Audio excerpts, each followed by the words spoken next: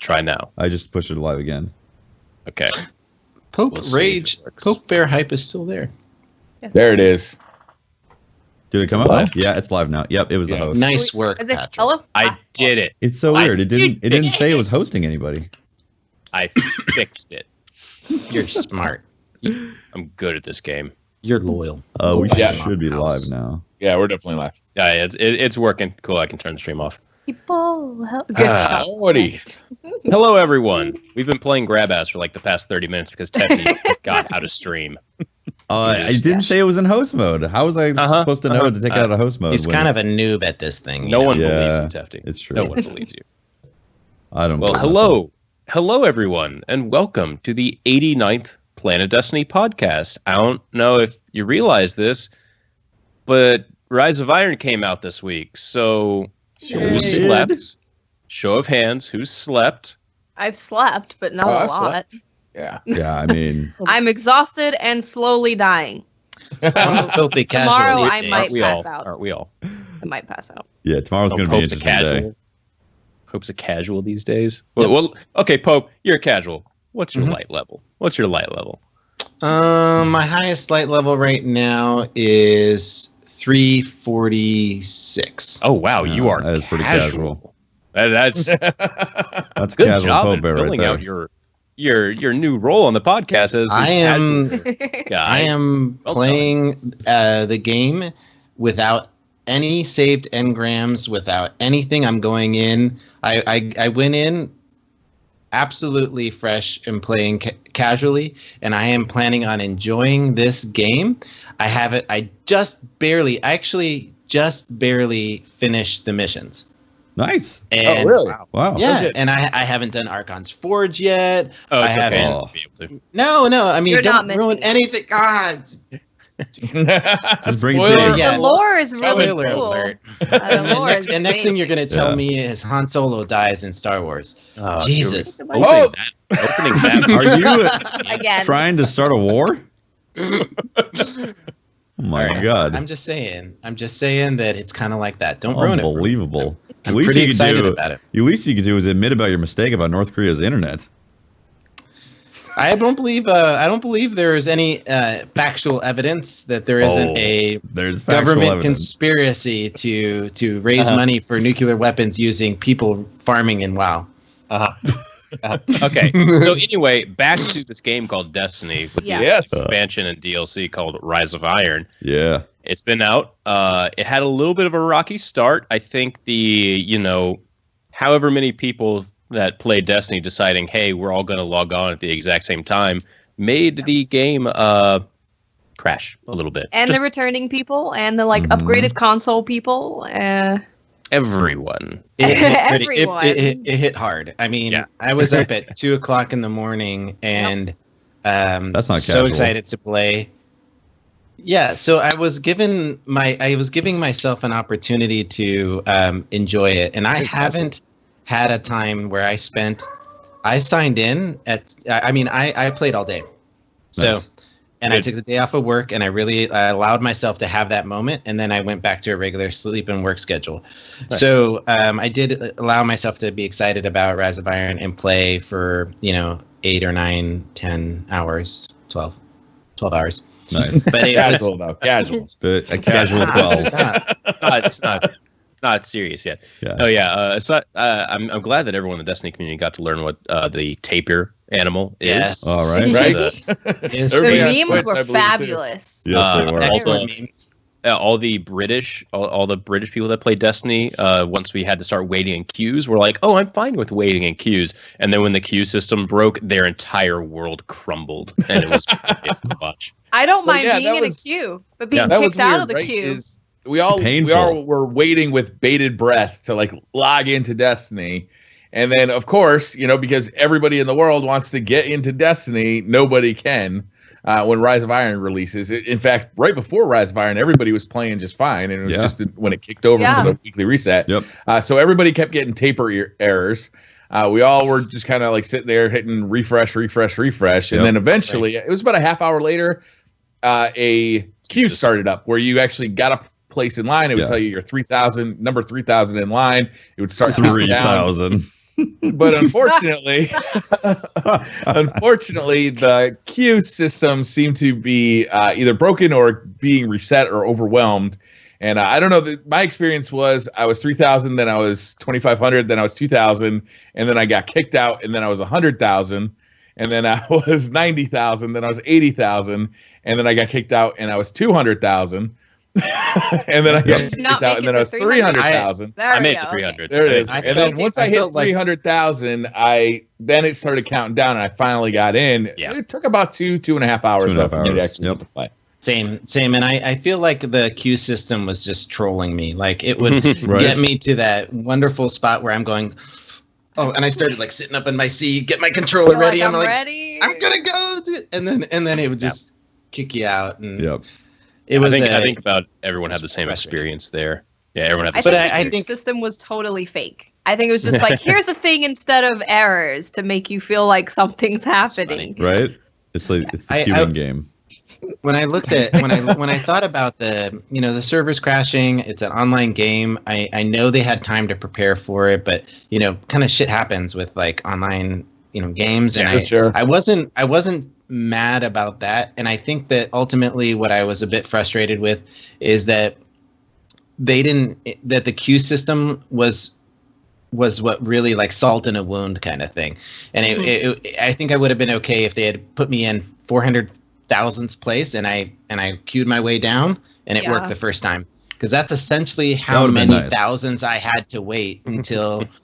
I got down to 2,000, got kicked, and as a streamer, that's also really painful because I'm like, I want to play the game, and then you have to wait longer and longer and longer. And sitting there awkwardly I staring ended up into your just viewer's putting on eyes. I just put it on a dance party mix and was just like sitting there like having a time with the chat.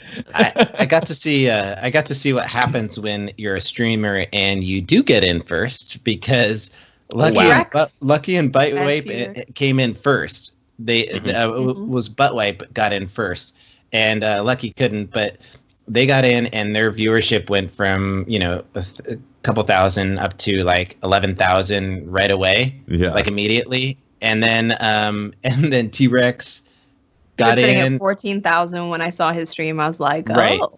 Yeah, so that's what happened when you got in as a streamer and nobody else was getting in. Yeah. So I can see why some of the streamers were a little frustrated, but ultimately, it was 2 hours. It was 2 hours. 2 hours. It was 2 hours, 2.5 hours. and when I got in, it was like this immediately everything that I was feeling whoosh, washed away, and immediate excitement for the game. That opening cinematic, guys. Oh yeah. Go ahead. Hold on, real quick. Back to the servers though. It's like I gotta say, I've been in launches, Bungie launches. I remember Halo 3. I took the day off of work, to play Halo 3 on launch day, and it was down for the entire day. Didn't get to play that day. Right. I've been in other launches where it was just terrible for a week. I remember the Division, when the Division launched, it was like I was standing in line at like the opening area where you have to like, I don't even remember, you had to like collect a card or something. Yeah. And it was like hours. That was so bad. Yeah, just sitting there. This is kind of to be expected. And, I don't give Bungie a free pass here because, it'd be great to live in a world where this never happens to any game. But they did get it fixed pretty damn quick. 2 hours, 2.5 hours. I don't give them a free pass, but at the same time, I've been in so many games with bad launches. Overwatch had a bad launch. I played a game called Aeon. I was in queues for like 2 weeks. I had to wake up, turn my computer on, get in the queue, and then go like take a shower, eat. Then by the time I'm like done, I could finally play. And that was going for 2 weeks. World of Warcraft. Yeah, there's been a lot worse. There's been a lot worse. Yeah. After the 2 hours, it's been totally fine. I haven't been kicked out. It's been all good for me. Yeah, exactly. After the 2.5 hours, it's been smooth sailing. There was a couple of times, actually, when you first got in, the Contacting Destiny service would pop up, and it'd be like, oh no, please don't kick me into the line again. Oh my God, please no. But I never got kicked once, and I was really happy about that. And so it would scare you while you were looking at vendor weapons. It would be like, at any moment, you could get kicked out of the tower. I was doing the vendor weapon video for the channel, and you can just see it as I'm transitioning from like the halfway point in the video. I'm thinking, it's going to be great. I'll be able to actually play the game. Contacting servers. No, please no. Yeah. Please, I was watching the cutscene like right at the flip over. I was got through the cutscene. It was just about to start the first mission when I got booted and then entered the queue. Oh wow! I watched the cutscene through your stream, Brian. You were the first person to get into there, and I was watching you, and I was thinking, man, Brian, you're about to be the only streamer on right now that's got Rise of Iron going. And meanwhile, just is contacting Destiny servers over and over. I know. Yeah. I was in there at Reset in the tower. I managed to go see Shax's new quest, the Supremacy one, and I was able to look at like the Crucible vendor, and then I was kicked out. Yeah. It's rough. Yeah. Yeah. But all things considered, 2.5 hours later, and the number of people that are playing the game right now, it's an achievement. You know. I would like them to consider strengthening their queue system and implementing it next. Next expansion, like the thing is, like immediately, like not even screw around with it. Just set it up as a queue system. This type of stuff only happens at like a major patches on games, and then you're not going to see it. Like after it didn't happen with the Taken King or with the launch of Destiny, right? No, actually, the launch of Destiny was a rollout, if I remember correctly. Like like you couldn't play until it was midnight in your area, or something like that. It was a little weird, and because I remember the East Coast logging on, and then Central, and then every hour it would like kind of slow down because everyone was joining on again. But yeah, once we actually got into the game, because let's talk about that instead of trying to just connect to the game for 30 minutes. It was great. Like I got to play it already at Bungie. What did you guys actually think of it? I thought it was marvelous. The cutscenes were amazing. I don't want to talk about like specific story beats. I don't want to spoil it for anybody who's still waiting to play it on the weekend. But I thought it was the best combination of story and mission design that we've seen yet. Whereas when I was in mission, I felt like it was a continuation of the cutscene I had just seen. And at the end of the mission, when the cutscene started, I felt like it was like a seamless transition from the gameplay to the cutscene. And I hadn't seen that yet from Bungie. A lot of times when I play, even with the Taken King, when I'm playing, it's like I'm a little confused the whole time. You know, with the Taken King, like, what's Eris doing here? What's she doing with that sword? You know, like it's all kind of confusing. With this, I didn't feel that. I never felt confused. Like after I played it or while I was playing it, it was just a good story, and it was very epic and heroic. Like, absolutely, it got you pumped up while you're doing it. Yeah, I felt the same thing. I like it was. It was such a cinematic feel and emotional story packed into it, and with the way they're able to now take it seems like better graphics than what they were able to do last gen with current gen with more resources and all that, and just be able to weave a story into it. Like they've had a lot of time to figure out how to tell a story in Destiny, and I feel like they've nailed it now. I feel like they've got a complete understanding how to weave all the elements in there and put in cinematics in the right places, and also weave the content with the social spaces and the missions themselves, and actually hit you with some feels in the story. Yeah. A little bit. Oh my god. Yeah, the story, the cutscenes were really good. The environments were beautiful. Got to see my Guardian's face again in action. Forgot what that looked like. I was like, I forgot too. Oh, yeah, yes, she has a face. I forgot about that. But even like the quest, everything that they did felt like they'd taken what the community had said about other expansions and been like, okay, we're gonna give you guys what you enjoy doing. So like a lot of even the side quests are very reminiscent of like the subclass quests, for example. Like they're fun. They're not super hard. They're just fun. Yeah. Fun, good times. All of the new quests, like I feel like they've just been hitting home on nostalgia. I mean, the game's only been out for 2 years, but the exotic weapon quest was, oh my god, I wanted to tear up at the end of it. I know. I was getting really I was tired and emotional, and it's not a good mix. Playing Rise of Iron. I think that the story was done much better this time, and it shows a progression. I think the writing was better. Definitely not as cheesy, if you will. Like the lines. To explain. I think the lines are. It seemed like they were written. The thing was written really well. I like the cinematics and all that. I agree. I would have wanted to, in order to feel a connection, I would have wanted to feel like in the Taken King, we sort of started to get finally some attachment to some characters, Cait Six and Eris Morn, and it would have been nice to have something where those characters continued in like a handoff to this new storyline, and we could continue to develop those relationships. Because I think that storytelling for me and for this game really depends on whether or not I make a connection with the person talking to me. And in the story, I'm listening to this new guy talking to me. Shiro. Right. And it just didn't feel like I knew Shiro's place in with the rest of the guys. Yeah, he also sounds very similar to Cayde 6. Like his voice sounded similar. He's supposed to be Cayde's protege. He's a scout. Well, maybe he's like still a little shy. He's not had a lot of Guardian communication up there on the temple, you know. That's true. So he's got to ease into getting to know us, and then he's gonna brighten up, and he's gonna be hilarious. He's pretty definitely secluded. Let's be honest. He definitely is a hunter, though. He's just kind of he's just being himself. He's leaning up against some boxes or something. He's also wearing a Lucky Raspberry. Walk over, he goes, "Oh hi, hey." What do you he mean? has a really cool cape. And you know what I've noticed, actually? This is completely unrelated to anything important. But since people have seen Shiro, people like the Neurogas cape. Because it's reminiscent of Shiro's cape. And everyone used to hate it. And now they're like, oh, I really like it. It's like Shiro's cape. I always liked that cape. I'm just saying. Well, Neurogas, unfortunately, is PlayStation only. So my bad. Thank you, Watts. Sorry for making people. I also want to add to this about the story is that I was disappointed how short it was. Like, no doubt about it. It was 2 hours max. It was very short. And it was 5 missions. The other thing about story missions is those get added to your daily heroics. For the rest of the year theoretically. Right. And only 5 of those was a little bit disappointing, a little worrying.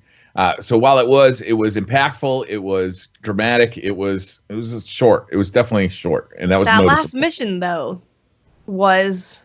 I'm not gonna do any spoilers. It was good. My God, was it? Yep. Amazing. Yep. It was everything about it. Look up screenshots of the final boss's face too. Mm-hmm. Oh my God. A little scary. It was well done. Yeah. It was. Yeah. Really every time we play this game, it's getting better, and I feel like I'm starting to get to the point where not only am I satisfied with like what I'm seeing, but now I'm questioning like how much more I would want to see from a game like this at playable time for an expansion like this, and be satisfied. I guess I did like the missions. But I'm with you, Briar. I just even playing casually, right? I still completed the missions quickly, and but I don't think that's where Rise of Iron shines. Yeah. No, I would agree. I think Rise of Iron shines primarily within the quests, the exotic quests, and the activities that happen in the Plaguelands. I think that's where exactly. That's how I feel about it too. Are amazing. The Plaguelands is amazing. The Plaguelands are amazing. They look really good. They really are. Yeah. The thing about the story missions though is that Destiny is about the end game. It always has been. It's why people that's why people grinded after Vault of Glass got launched and so on and so forth. Like the end game is what drives us to play more. And if there was a 10, possibly 20-hour campaign in front of getting to the end game to grind towards the raid that's coming on Friday, yeah, I don't know how I'd feel about that, honestly. All right, like, hold on. Let me finish. How about an 8-hour campaign and the raid launches a week after the launch of the game? I might even want it later than a week. Honestly, I would want a week with what we have right now, just because I feel like I'm rushing to do everything, and I don't want to rush. I would like to slow it down a little bit, and like comfortably. Still, it would still be pretty grindy. You just wouldn't have to do like Omnigul to get there. You could do normal strikes. Well, the other thing too is you have 2 other characters as well, so you have to do a 8 to 10 hour campaign on 2 other characters. Like that, there's a weird balance that they have to strike behind making sure that we get access to the things that we really love in Destiny, the reasons why we play constantly, and also satisfying the lore and story and bringing that to fruition. I think they've done a really good job. I do agree that 2 hours is short, but at the same time, if it was longer with this circumstance, I don't know if I'd enjoy that with what we have right now. Yeah, see, I think that the raid should be part of a natural progression. I understand. Okay, so I understand the value for the community of a race to see who completes the raid first. But as a person that enjoys the PvE experience, I would prefer that to be part of the continuation of a long story. So when you get to that point and it's a 10-hour mission, mission set, then you get to play the raid. This raid ties into the story element and is the culminating experience. And I don't think it should. I understand why they do it, and it's great for the community, and I like watching to see who finishes first. But in a way, that race destroys the experience of a lot of people because all these streamers want to be the first to win it, and it's a good prize to win. So they grind the crap out of it, and the community watches them. And a lot of the story elements get kind of discovered because these streamers are trying to get to this highest light level and trying to experience everything so quickly. So in a sense, just from a holistic standpoint, I'd like to see the raid not be time gated like that and not be a race to it and be part of an experience of the story element. But that's just a different take, I guess. No, I agree. I'm with you on that too. I think like a 3-day period to get raid ready is too short. It needs to be buffed out like a week, 2 weeks. 2 weeks would be great because then you really could enjoy everything. And not to say that the story ends after 2 hours, because those exotic quest lines and the other quest lines that get unlocked to do plague lands and that stuff is part of the story. It's fringe. Well, it's not fringe. It's the side quest. It's the additional stuff that you get to do afterwards, and the raid should be a part of that. So it's finding that balance. I don't know. It's a tough one because again, you're gonna have to do it on the other characters. Do you want to spend 8 to 10 hours on a campaign on those other characters as well after you've done the story? Maybe. I mean, the problem kind of arises that you have to do the story to then go on to the next quest. Yeah. So if you're wanting to like do that on all characters, it's not really going to be possible. Exactly. Yeah. It presents a dilemma. But I love the PvE experience. I think it's one of the best things. And I love getting story and content and cutscenes and all that. But yeah. Yeah, I'm loving it so far. Have you guys done the story a second or third time yet? I haven't. I've only been focused on my Warlock. Yeah, I've only been focusing on my Titan as well. I'm starting to think maybe I oughta. I was thinking about doing it. I mean, like I'm 371 right now. I'd like to get to 375 before the night's over. And honestly, like just switch over. The getting raid ready. The light level for the raid is 360. Yeah. So even if you're 355, you're gonna be fine for the first encounter to get a drop that'll probably boost you up. So if you're 360, 365, I think you're in a really good place to I don't know why. I remember going into Taken King and getting just stopped at Crota, or I'm sorry, Oryx. Like I mean, our raid team just got like we couldn't stun him. We could not stun lock him. Oh, I remember. We could not do the damage. So I'm just fearful of that happening again. That's why I'm going so hard on the grind this time. It makes me wonder if the end boss is going to be 280 light level. 380, 380. Not 380. Sorry, not 280. Like 280. Yeah. Oh, you know what I mean? Maybe. I could see that happening. We really just won't know. I wanted to comment like how crazy it is. The guys that have been basically playing nonstop on stream, trying to get worlds first, they're already higher than you're supposed to be able to get right now. Oh yeah. There's people that are above 385, which is a glitch. That's crazy. Yeah, it's definitely a glitch because the patch notes say max light increased to 385. Well, max light is max light increased to 385. You shouldn't be able to get higher than that. Isn't it a bug? Like I've seen a few people get it where they infuse something and instead of it going to like 361, it goes to 362. That happened to me several times. Yeah, several times. I actually used it. In fact, I was counting on it a few times and it worked. I was like, yes. Well, before we get too far away from the initial discussion, I know we all talked about what character we were going to bring into Rise of Iron. Did you did you come into it thinking what you would want to have for the world, for the raid? Yeah. I mean, was that why you chose the character?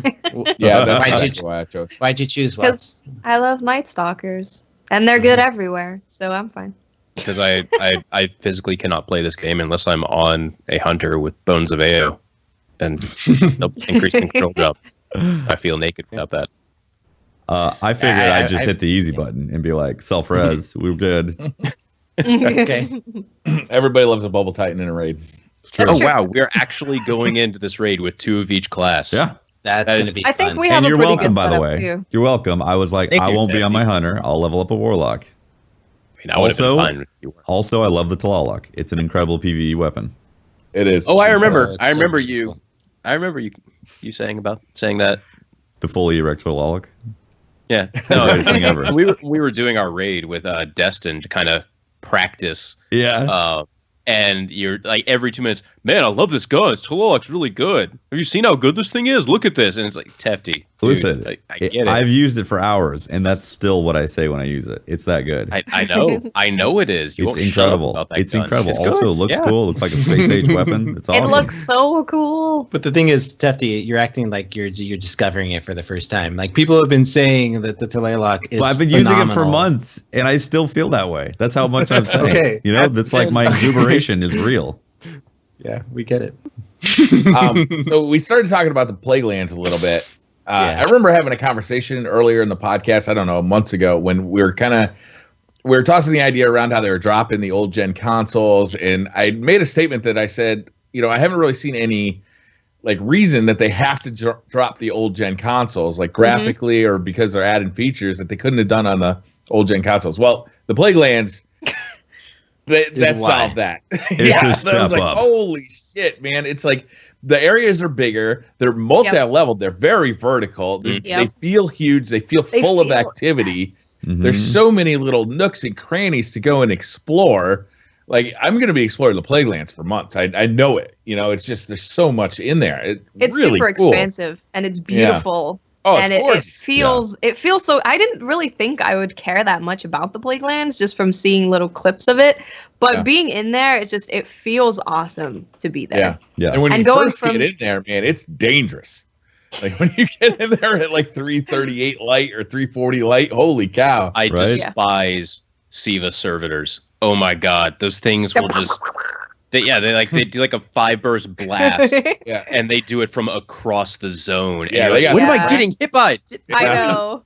Okay. I know. by the time it hits you, that guy might have gone behind a box too. Yeah. Yeah, right. Doing a public event like a war set, you're sitting there, you're like, okay, yeah, I'm safe right here, and all of a sudden you take damage. You're like, there's nothing around me. There's nothing on the radar. What? And then there's like a servitor just sitting up on a hill or something, so Yes. far away. Yeah. Yeah. Just targeting him. But I mean, like it's varied too, right? You got like shoreline areas, you got like a bridge area that almost looks like ghostly. You got the areas with like lava. I mean, it just like it's so varied compared to other patrol zones that we've gone to. It's really a step up. Yeah. Yeah, they did a great job with it. I noticed it too. All the strikes as well, the new strikes. Even the redone ones have a graphical fidelity that's better. You can feel that it's been enhanced with the hardware that they can take advantage of now. I dig it. And the enemies look, there's a little more geometry on them, and the effects Oh, look just really the cool. effects. Yeah. Oh my goodness, on like the captains and stuff. Mhm. Yeah. They're beautiful. I want Yeah. a cape that looks like that. That's like the shiny red when they're teleporting. Right? Yeah. Mhm. That'd be badass. There's like I just think- all kinds of screenshots you could do because it just looks beautiful. With all the It is. effects, yeah. It's beautiful. Hey, Tefty, we're pausing real quick. Your mic's starting to do the thing. Is it doing the thing? It was just started to do it. So Should I reset I don't know it? if you want. You guys aren't I don't know if- crackling. Only let's do it if it gets bad. All right. Okay. All right. Just giving you okay. So how many of you have actually have run all the new strikes? There's 3. Well, there's I've one run new them all one and many 2. times. Okay. Okay. Which is your favorite among them? Gonna start with Civics Watts. Prime. Okay. Oh, I'm sorry. Briar. Whatever. Watts. I'd probably say Suffix too, because it has Okay. it has an extra mechanic in it, right? So Mhm. Mhm. I do like that. Tefty. Man, it's tough. It's tough. It's Between Sepix and the new one, they're really Wretched good. Eye. Yeah, the Wretched Eye is great. Pope. Sepix Prime is probably my favorite. Okay. I'm going to agree. Sepix as well. Okay, so 4 out of 5 podcast members agree that Sepix is one of our favorite new strikes. What does that have in it that not really any other strike has? A boss mechanic. A boss mechanic. Get on it, Bungie. Okay. Sorry. I was just really excited when I saw that strike and I saw people were really enjoying it. Because, it's fun. It's fun. There's such a basic mechanic, but it adds just that little bit of more depth to the fight. They also makes you have change to it up. think a little bit. Yeah, they also changed it up. Like it has 2 different routes that you can take right at the beginning. When you get to the blast zone, there's 2 different encounters. It could be either Hive or it could be Siva. Then when you get to the actual boss, it's, it is the Sepix fight, but it does have that added mechanic, which does increase the fun. The Wretched Eye strike is fun though too. That's the Nightfall this week. It is. And it is a good time. Oh. Hello? Hello? Oh, you froze, Watts. Froze Go for a ahead. second. Everyone froze for me, so it's you Okay. guys' fault. But yeah, I haven't done the Nightfall yet, just because I'm waiting to get as high as I can and then do it. But I went in at I 350. tried it. And I went go around ahead, Tiffy. 350, 353. Was not happening. It was bad. Yeah. I went in at 366, and I got 17 strange coins. Felt good. Awesome. oh, Felt good. nice. And then of course my the one person I was in there got a ghost at 370. So I was like, I'm happy for you. That's good, actually. I kind of needed it though. Yeah. He did. Yeah. Hey, everyone got something except for me.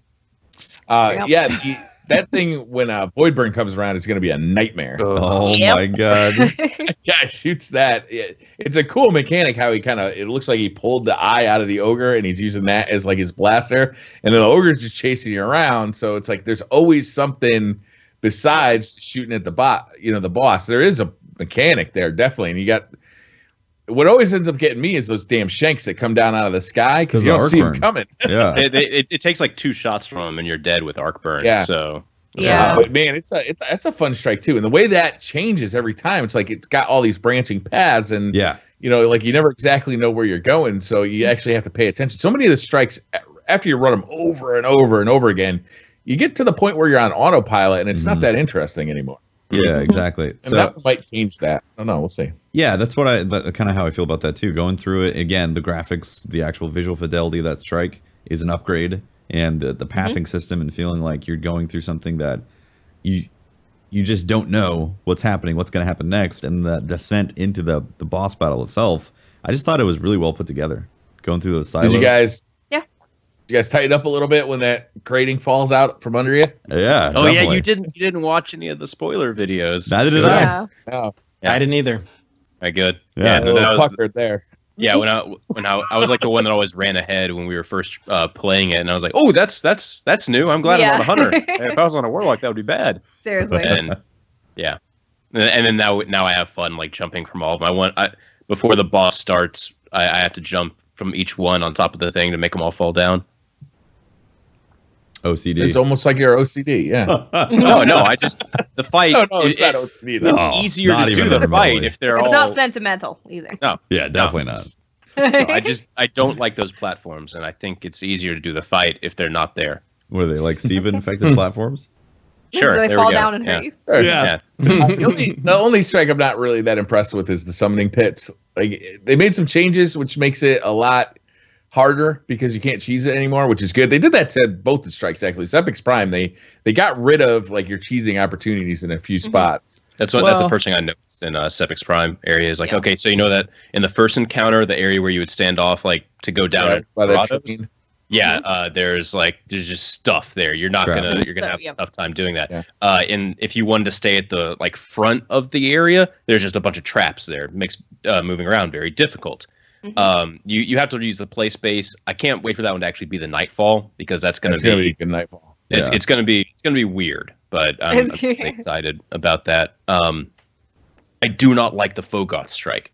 Do you know what is good about it? What? Those new hunter arms. Oh yeah, no, those are. Those arms are sexy. But I hate that strike enough that I have no desire to get those hunter arms because it's you know how before we discovered the Fogoth cheese, how hard we thought it was to actually go in there because Fogoth, did stuff and then the Shriekers would spawn if someone was inside the room. Well, they just decided to take that and go, let's put Shriekers inside the room. No, we don't actually need to have. There's Shriekers everywhere inside the room. There's traps everywhere. So if you're trying to actually run and get covered, you get caught in the trap. There's like no safe space to properly move around the room. Areas that it's like, okay, standing up here is fine. It's not like cover, but it's not cheesing an encounter. It's the captains that are they're not the captains. The what are they? I think the Boomer Knights. The Boomer Knights are difficult. They're just a one shot. Yeah. That's just because Arcburn is there. So I'm not right. really, I know. But I mean, right now when you're playing it, it's rough. Yeah. No, it's just it feels like they took all the things that we hated about Fogoth because they were bad mechanics, not because they're like unfair mechanics that gives the player no chance. And then they were like, that made it difficult. Let's do that again, or let's just amplify that by more. Yeah. And it's like that's not the correct way to do that. You know what way worked? Well, I would disagree, Patrick, because now you actually have to go in there and fight. Before, I would just cheese that area over and over again. Now I have to go in there. We have to develop a plan of attack, and we have to execute. Whereas, I think that's a better encounter than it was before. Like by a long shot. Here's the only caveat to that, Briar. It makes it, and I can't believe I'm saying this, but when you're running strikes like casual with two randoms that you can't talk to, blueberries, that fight becomes and I've seen this when I've been doing that playlist, that fight right now with an arc burn becomes a gate. Yeah. People just quit out. Yeah. It's rough. I was in there you just can't do it with randoms. I hear what you're saying, Briar. With an organized team. You are in the first 3 days of this happening now. This strike is going to be so much easier, even if with an arc burn in 2 weeks with randoms, right? Everybody was running in your fire team at 340, 345. That's a very good point. Yeah. True. But right now it's at rough. that point where people go to that. If you want to play it right now and you're running solo, nobody's going to stay in there with you. Well, isn't it bugged also? Where the actual the armor is the blue drops are at like 240 or something. Well, I got I beat the first time. I've only been able to beat it once, and with blueberries, which I was really surprised at. We kept on wiping. We probably wiped like 15 times, and I was determined to do it. But we eventually, through no communication, started changing our classes around and figured it out together. It was really interesting. But I got it's the loot that drops from it is the hunter arms, right? Mm-hmm. Yeah, those dropped those dropped for me, and I was really excited. They are very good looking. So it's kind of cool. It's cool to get it. Yeah, they dropped out of the chest, or did they drop? No, you got them from the chest. Okay. Yeah, they dropped from the chest. I don't know exactly where I got them because they ended up in my my postmaster. Yeah. Wait, so you opened up a chest? It's from a chest. You can't. I don't think you can't get strike specific drops anymore. No, you have to have a skeleton key, and skeleton keys are such a low drop. Yeah, it seems like I'm getting one every 2 hours of playtime in that strike playlist. It's really low. It's super low. I would like to see it increase a little bit. Yeah, did they mention that they were supposed to drop more often? Was that something that was in a patch note, or that they were going to say that the skeleton keys were going to be relatively? They added something into the current patch notes about where to get the skeleton keys or which specific ones. What do they say? Let me read it real quick. Yeah. I want to know the secrets. I want the arms, and I need to try and get the sniper again because they won't give it to me. Do you guys like the mechanic of the skeleton key? I do, as long as the keys aren't too rare. I do. Yeah, I like being able to select what I'm going to get, Yeah. Right. Yeah. No, I really like that. And I like the fact that you can go to just the regular strikes. You're like, you know what? I'm going to hop in here and go get the loot that I've always wanted. Yeah. I like that. That's I like cool. that. I do I just want them to drop a little bit more frequently. Hey, Dado's in chat, and he said skeleton keys seem to have the same drop rate as Strike Specific Loot did. Does that confirm that Nightfalls drop more? Strike skeleton keys? That could be a good farming strategy. There's rumors talking about how the Nightfall has a buffed rate for the keys, so it makes me wonder. Well, that would make sense. And they drop off the actual boss, not at the end reward screen. Yeah. So okay. We're figuring stuff out. We're figuring stuff out. I'm gonna farm that Nightfall hard. Yeah, right? Who is that random, and why are we believing him? Who is this random mod in our chat? My brother. Yeah, I don't even.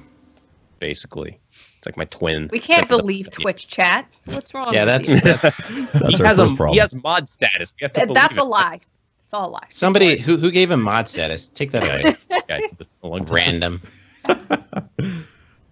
Yeah, it's a little light right now. I do want to see those drops increase because it's really fun once you do get a key. In fact, my first key dropped when I did the Sepik strike, and then I was like, "Oh my god, I got a key!" And I was like, "Oh my god, there's a chest!" And it popped open. I got the sniper rifle, and I freaked out because I also didn't know about the sniper rifle. I hadn't done any data mining, so when I saw a sniper pop up, I was like, "Oh my god!" And then you saw the stats. Oh yeah, and I saw the high impact and the arc, and I was like, "Yes!"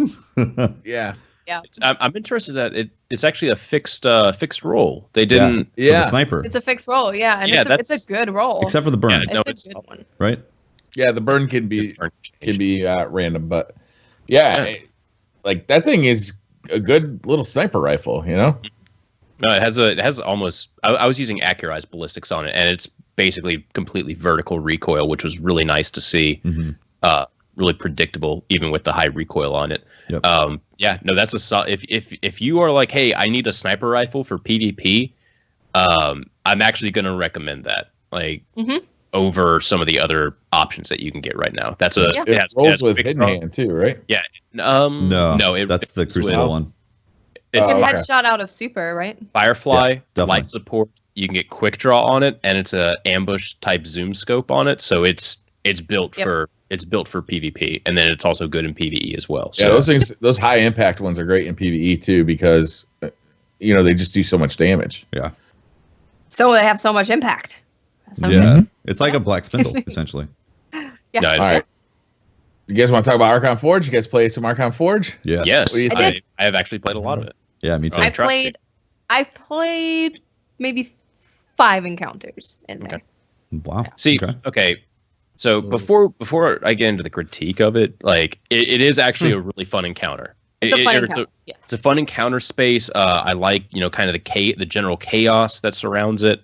I like how there's some stuff to learn how to actually spawn the axes. Fun fact: to spawn the axes in there, you have to kill the Siva nodes, and then if you kill the ones that are on the little orbs or that are on the little clamshell things, the axes will spawn on the opposite.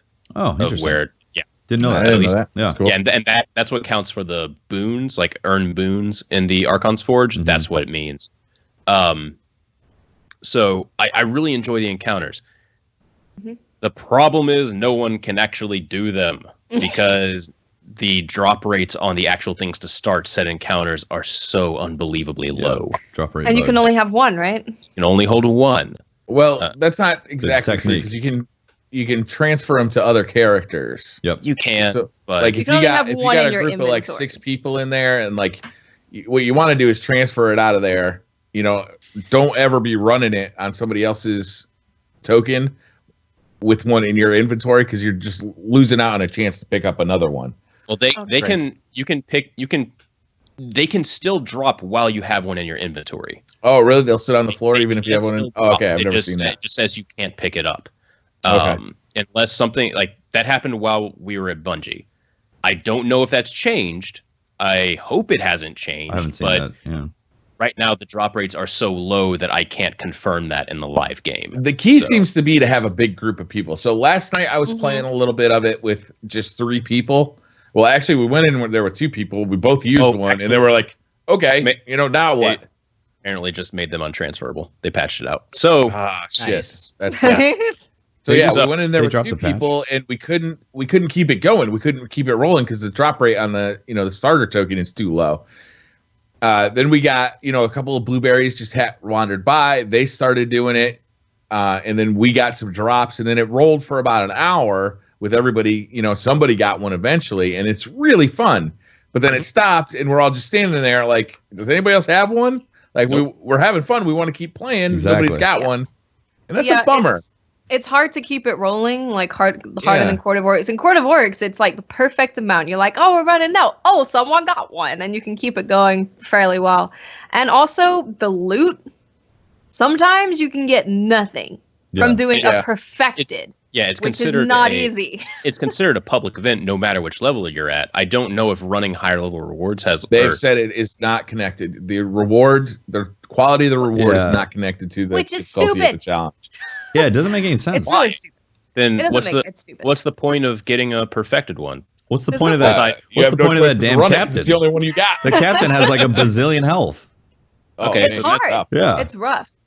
It's not an easy thing to do. And we had, I think it was 5 or 6 people in there because we were able to get some blueberries to let us join their fire team. So we were able to get a good amount of people in there, and it's still like not an easy thing to do. And we had people who were, 380 light, which is 10 light over the recommended level. Yeah. So it's, yeah. Well, here's something that I'd like to see Archon's Forge do, and I'm pretty sure it doesn't do this because I haven't seen it pop up. But you know how you have your, when somebody gets a legendary engram or is near you, you have that chat in the bottom left corner. It would be nice that if you were in the Plaguelands at any space, anytime in the Plaguelands in an area near the Archon Forge where you're, because it's so secluded. It would be nice that if somebody entered into Archon's Forge, it would show up as a text in there, so as an alert, so that that, or there was some sort of way that you could indicate in the chat that you're entering in, that you're going to or preparing Archon's Forge, that way others can meet you there. The problem is Archon's Forge itself is in a different zone from the zone connecting it. I know. So that's what I liked about Court of Oryx so much, is that you could really see when somebody, it was very well centrally located. Now, I understand that part of the problem was that they couldn't do a lot. If it was my understanding, they couldn't do a lot with Court of Oryx as much as they wanted to, because it was taking away like real estate or memory or whatever from the game space. Court of Oryx had multiple entryways though, so like there was more of a chance for someone to like happen across it. Yeah. The only time someone does Archon's Forge, there was a beacon outside to let you know that somebody. Yeah, that's what I'm saying. Or if the matchmaking was better, right? If they just like every time you went into that instance, if it would just try to get a bunch of people together, harder, because a lot of times I walk in there and there's nobody in there. Yeah, if it just it's usually it'd empty. Be better. Yeah. Yeah. But if I start something, usually somebody shows up. Do you remember there was a game that came out, I don't know, a little while ago, where you could maybe go up to a PvE element and maybe some text would show up on your screen, and then you would be able to select matchmaking or or private. I think it was called The Division, multiplication or something like that.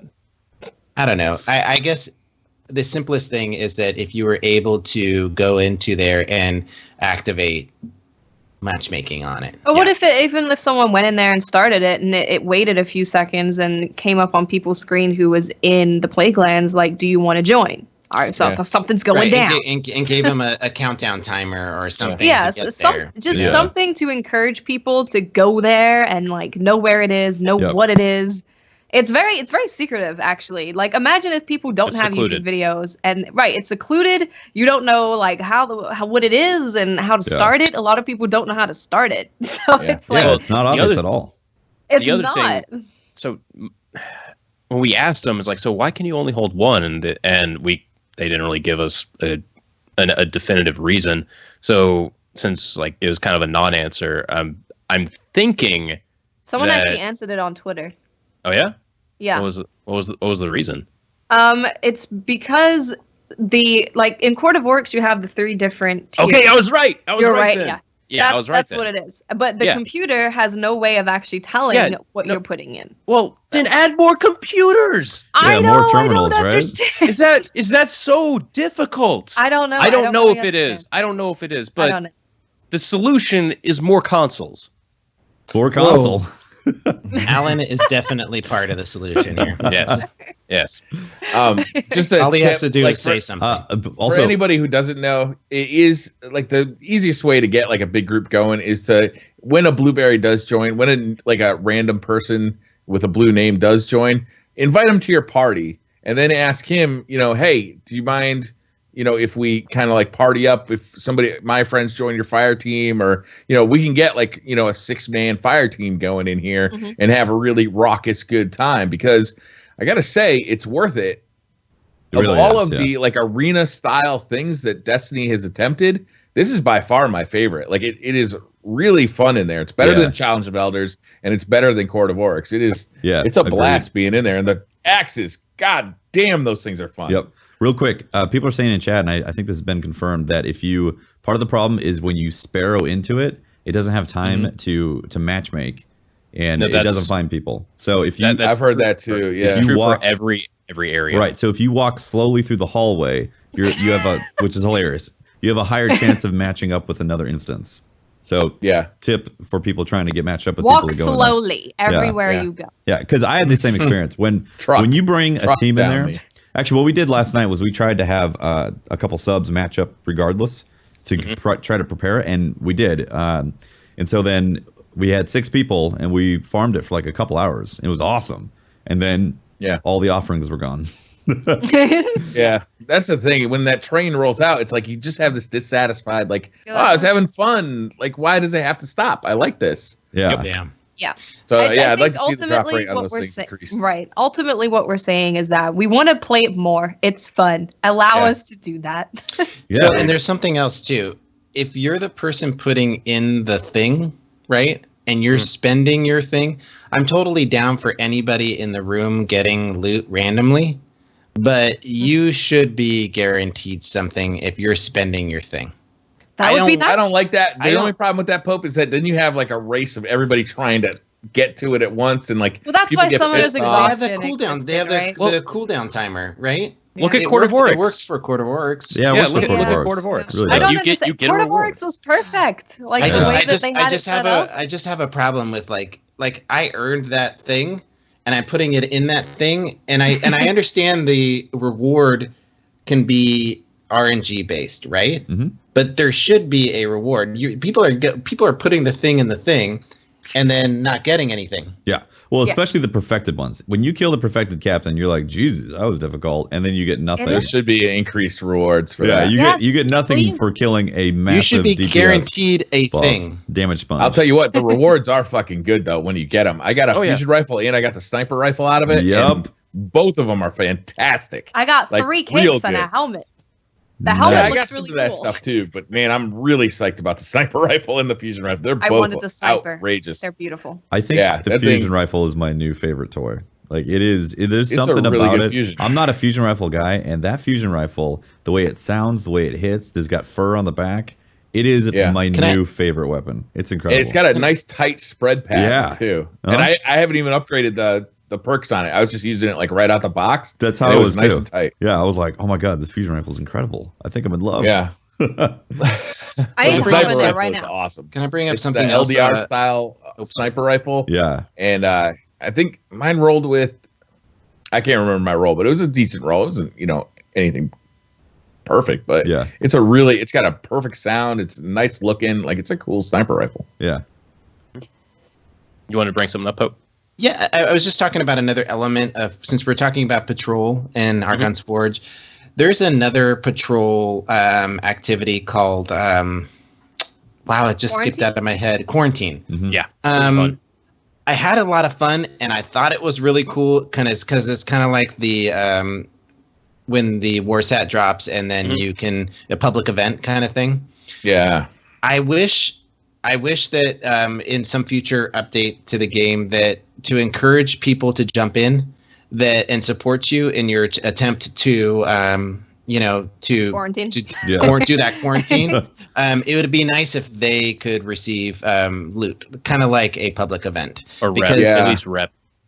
something, nice. Something that it gives you, it acknowledges that you're supporting that other guardian and encourages that aspect of this game.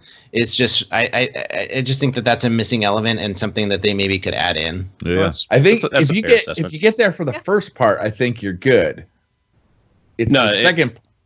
Right? No, it's like basically the first part is, hey, go kill like this whatever priest. Siva priest, and then a little public event circle thing starts up. But I've helped out people with those, and if I recall correctly, I don't get anything. I don't get anything. If you help out, if you stop by the circle, you definitely don't. But if you help kill the war priest, do you get involved in it?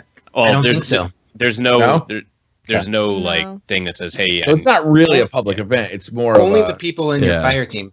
Yeah, but I just think that it's not a public event, but it's an event happening in the public. The domain. There's axes and stuff. It's odd. It's odd. And it would just be cool if they, like you said, Patrick, like they got a rep boost for supporting. I just think that anything that the game does to encourage. That's what makes Bungie's game unique, and that there, you could run into guardians in these open spaces, and they could jump in and help you, and you could be a higher light level and help a guy that's struggling at a lower light level. That's what's cool about the game, and just refocus. Maybe take a look at some of those activities and say, hey, how can we incorporate these random people that you run into these patrol events. And if it's not that terribly difficult, it would be great to include it, because I'm actually having fun in patrol in the Plaguelands, and I want to have fun with those blueberries. Yeah, I agree. You guys want to talk about the Crucible a little bit? A little bit, yeah. Sure. Yes. So have you all played Supremacy? Yes. I've also played Rumble Supremacy. I've played a lot. It's my favorite game mode.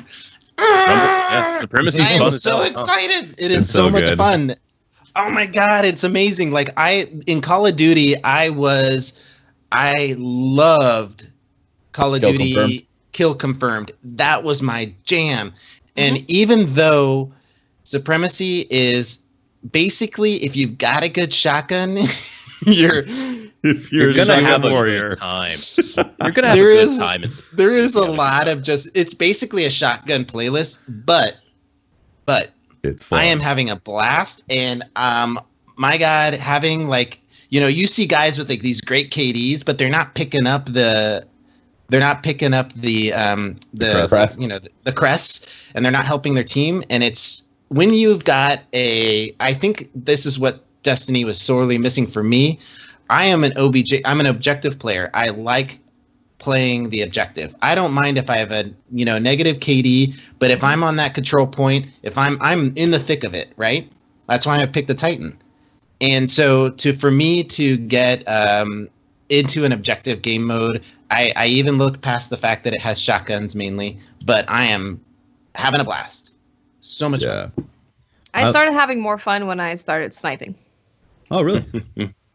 Because the Crucible has been going towards shotgunning more in general.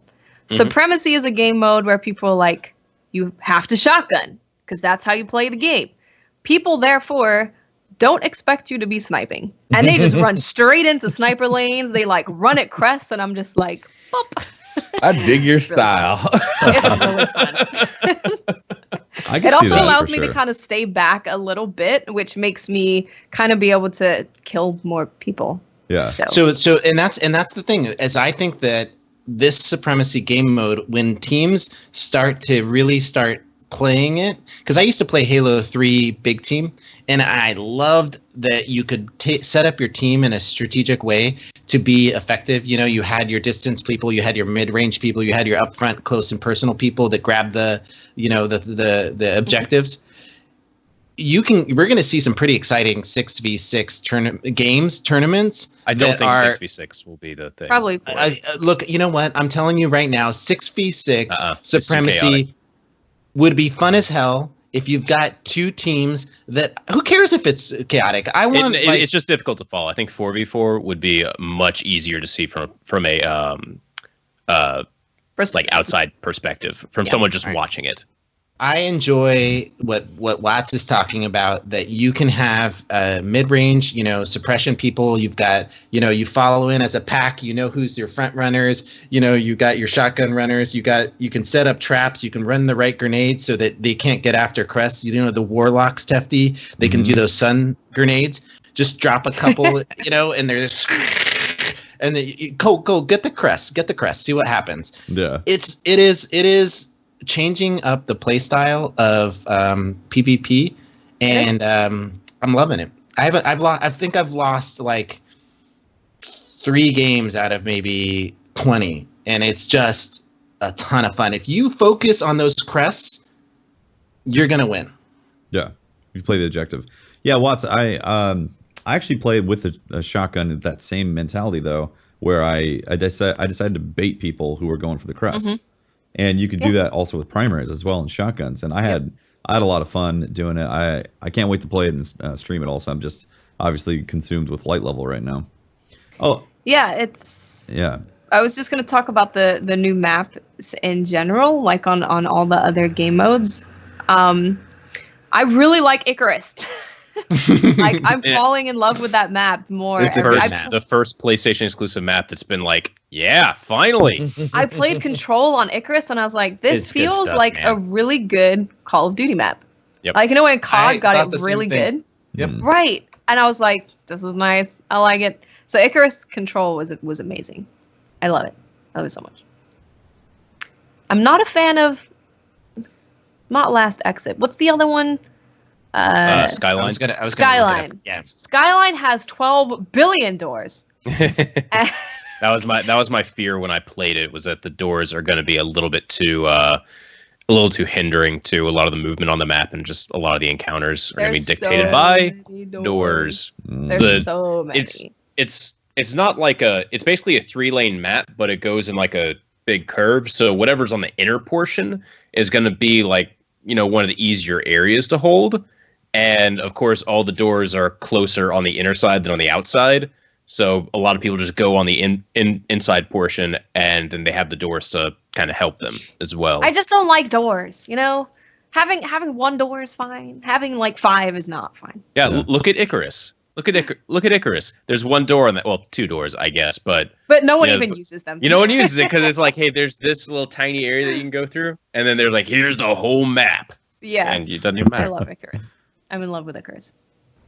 Yeah, I'm enjoying the PvP maps. I think we're seeing a focus on, at least with this expansion, I think we're seeing a focus on these maps being smaller and more centered towards competitive gameplay. Mm-hmm. I think so, that they've right, and so as a big team sort of fan from Halo 3 and loving the 6v6 game modes, even though I tend to stick mainly in 3v3, I wish that we would have gotten a I don't know, maybe one vehicle map, something bigger. I was hoping, and I was gonna hold off on this because I really didn't want to, set myself up. But I was really hoping that we were going to get a new vehicle for this expansion, that would be like a big drop, that they were going to have the big maps open up again, the one on the moon. We got plenty of new vehicles. You can get them at your local faction representative. Yeah. And get a bunch of new spares. I wanted to have a vehicle where you carried, so objective, like a tank, where you could carry, like a tank, or like a Warhog. Like a Warhog. Yeah, like a Warhog. Yeah. With a laser in the back. I know it's not Halo, and I'm not trying to recreate Halo, but I would love there to be some movement modes that are not focused on the Guardians being that movement mode. That there is on big team maps, on 6v6 maps, on these big maps, I wish there was another element that allowed the player to engage in it. I agree with you, Pope. That's something that's kind of missing from the Halo days. Like, if you did come from Halo into Destiny, like it was in vanilla Destiny, there were vehicles, but the vehicles didn't really feel that satisfying, especially when you consider, what they were like in previous Bungie games. Yeah. I'd like to see that expanded upon in Destiny 2. They were in the alpha. Yeah, I think I know. Right. I think I know why that is. Think about Halo's story. So PvE, not even like the PvP. in the Halo story, you use vehicles constantly. In that there were multiple sections solely dedicated to vehicle combat. In Destiny, while there are like a select few circumstances where you use vehicles, it's about the Guardians themselves. So, if they maybe set it up in PvE where there's going to be large portions using vehicles, then I could see them translating that into PvP as well. But right now, since it's not right now, the vehicles they have aren't that fun to drive, so I don't want to see them incorporated. I'd like to see it in Destiny 2. I'd like to see them improve and kind of like get better at these vehicle designs or make better vehicles, because vehicles just aren't fun. We could just ride Aham cars. Right. I would like that. Yeah. That would be great. Dig it. The biggest problem is we have a vehicle that we spawn automatically. Like that is our vehicle. So when we hop in something that feels a little more clunky, it's like, why am I using this instead of my Sparrow? They could even just give us like different kinds of sparrows, because they all follow like a very similar design. So they could just give us different vehicle types within our spawnable vehicle. That is true. Yeah. Except you're right though. It never feels like an upgrade, does it? Like if you get in a tank or if you get on one of the fallen, like the pikes, that it never feels like feels bad. Yeah. What I want to see is I put it on just so I wouldn't forget to bring up Sparrow this Racing point. League. For Sparrow Racing League, I'd love to see us, if they're not going to introduce a new vehicle, which I really wish they would, where you have 2v2 and the one's the driver and the second guardian's the shooting at the other people. If they're not going to introduce something like that, I'd love to see the fallen pikes. Yeah.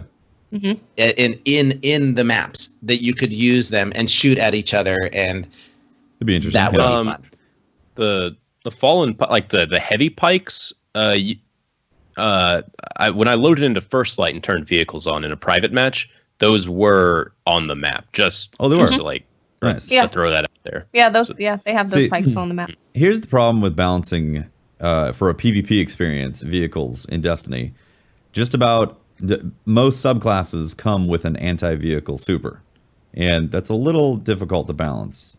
Like in Halo, you didn't spawn with the ability to have an anti-vehicle ability. You had to like pick up a rocket and destroy a so I think I think that's possibly why Bungie doesn't really know how to implement vehicles right now.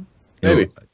Yeah, and what their role really plays in the PvP experience. This is why I'm looking back to year one when everybody complained and got the vehicles nerfed to crap. Remember? Mm-hmm. It was too early, too soon. It was too soon. Okay, because now if you have those vehicles in the game modes now, there's so much. Like you said, Tefty, there's so many ways to destroy a vehicle. Yeah. I think we need. I think we need the year one tanks back into in year 3. And we will know how to deal with them. And Guardians have these exotic armor pieces that spawn in with grenades that will severely damage them. Mm-hmm. I think year one tanks need to be in this one now. It's not going to be in every playlist. It's not going to be in Trials of Osiris. It's not going to be. It's going to be on Burning Shrine. It's going to spawn on the beach, Burning Shrine, Sun Beach. You have a giant tank that you bring to B point. It's freaking beautiful.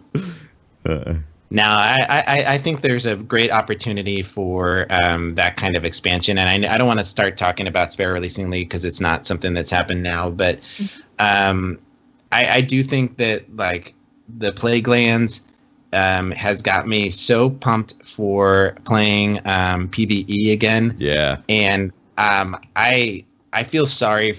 I feel bad. Not sorry. I feel bad for all those people that are just grinding like mad for the raid right now. I mean, because I'm having a blast. I'm having a great time. I'm literally having a blast. Yeah, me too. I'm happy for you then. I'm happy for you. I'm exhausted. Yeah, I'm tired, but like I love the grind. I love leveling up. I love the experience of being like, yes, I got something that gave me a little bit of a boost. Like that's a fun game for me. I do. We only get it once a year. Yeah, so it's pretty fun. And unfortunately, for like only the first like 3 days. So yeah, pretty much. Yeah. Hey, we'll get to 400 light when hard mode comes out. I'll be watching you guys raid, and I know I'm not going to be ready for a while, so at least another week or two before I can even have a high enough light level to jump into the raid. And it feels so long for me, but I am going to be that guy that's going to be playing when the next expansion or whatever event comes out. I'm going to be finishing new stuff, and everybody else is going to be just burnt the crap out. So, because, yeah, I mean, this is more of a YouTuber or streamer problem. It's like I don't want to be grinding up to try to compete for worlds first. I want to go use all this new stuff, and I can't right now because I have to focus on getting my light level up. So we. Hate it. Yeah. I'm like, I want to do so many Crucible reviews. Yeah, that's completely a YouTuber / Twitch streamer problem, though. Yeah, I don't feel bad for you. Yeah, it's not an average thing. It's not an average thing. I have gotten to play with like the Kvostov a little bit. And by a little bit, I mean That's my jam. I love I can't it. stand that gun. Really? I can't. There's nothing. it's mine. There's no redeeming quality about it. Everybody my told God, me shut your you gotta face. put on 900 rounds per minute and max stability. I'm like, wow, this is like a shitty doctrine. No, it's actually it's better. not. No, seriously, it's a better doctrine solely because of the modernized scope gives it a longer range than doctrine. So, But it doesn't kill people as fast. it lets the range go out slightly further. So if someone is rushing you with a shotgun But it's from not a as longer, accurate either. Right. Yeah, it is. Get fine. It good. doesn't feel it. It I would- feels like it bounces it around feels like more crazy. accurate oh, for you me. suck with it then. I have been using it in Supremacy and out trading with somebody who's good and hitting their headshots, but out shooting Last Word with it. Really? Yes. Wow. I haven't had a chance to get it yet. You so- connect at 900.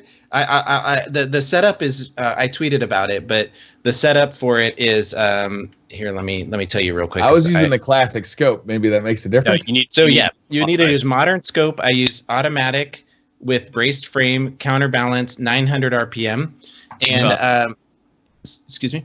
If you're having problems with counterbalance, switch to rangefinder. It's still easy to control, in my opinion. It's still very easy Right, control. and so I'm a guy that spent my bread and butter was the Doctrine. So for me to transition over to the Kvostov, I started playing it and I gave it a shot. I started to at first I was kind of, what is this thing? But if you aim center mass and allow that little bit of kick to drift to the head, your rate of fire is so high that I'm just melting people. I'll give it another shot because it's good, but I played one Crucible game in the last week. It's okay, but it's not a tier 1 weapon. It's not like Last Word, the Palindrome. It's not one of the top tier primaries. But it's like tier 2, but it's still competitive with all those other tier 2 weapons that are out there. Yeah, it's a fair assessment. That's what I thought. And don't use semi-auto or burst on it because it's a waste. I'll explain more in my review. I'll explain more. Brian. Brian, Yeah. you bring whatever gun you want. 1v1 me, bro. 1v1 you. Next time you're streaming, we'll do a 1v1 Kvostov versus whatever you think you can beat me with, punk. All right. Sounds like fun. All right. I'm calling you out, Briar. Okay. You got it. Nice. Sounds like fun. I kind of want Briar to win right now. Oh, he's not gonna win. I got skills. My player casualness will, in my tier 1 Kvostov will kick butt. I still need to get it, the Kvostov. I ignored it because It's I a was going great for light quest, level. Hefty. That's an literally awesome quest. like the best story beat of the game was getting the Kvostov for Really? me so far. Nice. Like starting from Vanilla Destiny all the way through. Tears in the eyes, she said. Like it was a good quest.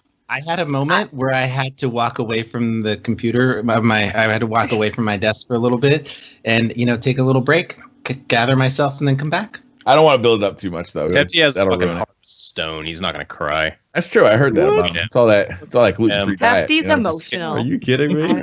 I- I'm a softie. I mean, think about what happened with Tiltgate. I mean, Hiltgate. Tilt. Cool as a Tilt. cucumber. Yeah, he doesn't get rattled at all. Hey, I got that Irish temper, slow fuse, big explosion. Yeah, man, when you lost it, there was like nobody's business. Nobody was gonna stop you. All right. Oh man, and I'm the other way. I'm emotional about everything. I just blow up about anything. There anything else on the list to talk about? I can't think of anything off the top of my head. Anybody else got something? I mean, we could talk about expectations for the raid, but at this point, I don't really care. I just want Tomorrow, it yeah. I just Yes. want it to be fun, and I would like to finish it. Yeah. That'd be Wait, good. one question that people are asking, but do you guys feel that with the changes that they made to the weapon balancing, that there's a meta shift at all? More shotguns. Hell of a lot more shotguns that I'm seeing. There's Yeah. a lot more. It's been going shotgun. that way though for the past 3 months. It's been going that way, is and then it was anything like, dramatic. here's Are we a seeing anything Matador. come Yeah, up? exactly. Matador. Here's a last ditch. Oh, Yep. and here's supremacy. Boom. Everyone uses shotgun. Supremacy Yep. really does lend itself to like close combat. I mean, even That's with the supers, beautiful. it's super shotgun. So Yeah. I'm not surprised at all. And then also the nerf to the snipers made the hard scoping harder for people. So Yeah. Okay. I just didn't know if you guys, because I've been getting people, asking me, "Hey, Pope, do you think that the meta's shifted?" And I really don't think it has. And I was It's not a hell of a shift, like, going from, hey, hand cannons are tier 1 to hand cannons are poop type meta shift. But Yeah. I was wondering if we were going to have the season, what our next season was going to be. You know how I hate that term, but if we were going to get the season of the, season of the palindrome. sidearm, That's yes. what's happening. Yeah. Yeah. Do you like the palindrome? Well, good. I don't care what your answer is to it. Go buy it from the Crucible vendor. And I bought it. That is your I bought primary it. now. I bought Last Ditch, and then I bought Palindrome. Yep. There you go. You're good. Boom, You're I'm the meta. So honestly, like we're advising people that are watching right now. What are the vendor weapons that you need to go buy? Watch them, Last set them Ditch both. and the Yeah. Palindrome. Okay, so How's let that me write those sniper rifle? down. How's that Hold on. sniper It's rifle? not bad. It's got hidden hand on Some it. people like it. I haven't used it in Palindrome Crucible, though. and Last Palindrome. Ditch. Yeah. Yes. Because I just Right. write it down. the name Event Horizon for that sniper rifle just makes me want to use it. Yeah, A lot got of hit people by have the been Event enjoying Horizon. it a lot. it'll kill supers in one headshot. Yeah, it's a black spindle. It's got archetype. hidden hand on it, so it helps out a little bit with the aim assist. All right. So does Does it have snapshot too? It might have snapshot. I'm not Are sure. any of the new guns? Or quick Okay, so draw. let me ask this: are any of the new guns gonna? Since I'm not doing the world's first Friday raid thing, are any of the guns that are new to Rise of Iron gonna be in your loadouts for the raid? I think I'm going to be using. Gallahorn. Yeah, Gallahorn. Let's see. I've been using this scout rifle from G-spot. Dead Orbit, Keystone, Yeah. and it's got explosive rounds and let me see here, like Firefly explosive rounds, Outlaw. It's been doing really good for PvE, even though it's a slow fire rate type of scout rifle. I've been enjoying it quite a bit, so I'm probably I going to use was that. wanting to take the new sniper, Devil's Dawn, but the game won't give it to me. I'm So, planning on taking that Oh. also. Yeah, it's good. Yeah, It's I'm a good definitely idea. taking that. Yeah, I know, right? I know. I'm I taking use my that. 2 keys, my 2 only keys. I'm also taking that sniper rifle I got from Archon Forge. That thing is badass. It just sounds so cool. It makes me happy firing it every time. But I am bringing a Hung Jury. I am bringing a what is the last generation Iron Banner hand cannon? Finalis Peril. Finalis Peril. And I'm bringing a raid, King's Fall raid, heavy machine gun, and possibly rocket launcher as well. Okay. So there are a lot of, year 2 things that I'm planning on bringing. Me, no, just because my Not Like the Others is my bread and butter primary weapon for PvE with Firefly, crowd control, and perfect balance. I'm bringing 1,000 yard in just because it has Army of One on it, so I feel like that's going to be a good secondary to use. I have a shotgun if we need to close quarters stuff. But then I'm just gonna go in with like the trifecta of exotics for my heavy. I got Nemesis Star, Gallarhorn, and then Young Wolf's Howl. Nice. And that's what I'll be using probably. I leveled up my my dank drinker.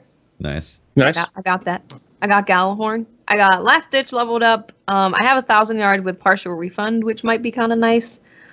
And I'm using Hung Jury. Hung Jury is my primary at the moment. We'll Yeah. see. Really? I might get some other stuff from Strike and be like, oh, I really want to use this. I have some blues left over to level up. For me, it's just about dispatching enemies as fast as possible in the raid. So whatever, it depends on the range that I find myself fighting at, depending on if I'm going to use a Hung Jury or a hand cannon. Yeah, for sure. Are you guys concerned in some of the trailers that we watched? In the trailer that we watched that showed a glimpse of the raid, it seemed like there was a lot of like needing to stay ahead of impending doom. Yeah, running and jumping. You know, so it reminds me of that last level of Halo 3 where you're escaping on your, on the Banshees and everything's falling apart around you, and you got to keep moving forward. Does movement build into your class right now? Because I know a lot of people spec for armor, but is movement going to be something that you're going to spec for your characters? I'm already the fastest. Right, I know. Tefty is going to be lagging behind, and Briar's going to be like, "Get your stupid warlock ass up!" He's got here." the easy button though. He can just self-res. I can self-res. Oh also, my god! So when it also, gets I've too been fast, getting- I've Tefty, been you'll getting- just die. No, I've been getting better at the speed, honestly. With there's a certain warlock skate that you can do. Yeah. With the sword. Well, the sword Have you too, done it but with Well, even just, without the The sword. sword yeah, skates the fastest without in the game. like you can definitely just like glide really fast if you know how to time it correctly with that boost. So. Yeah.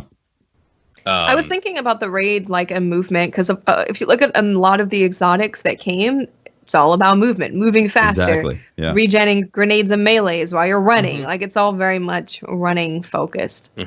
I really I'm want excited. to get the transversus steps, but I wasted all my exotic boot engrams. I shouldn't have done that.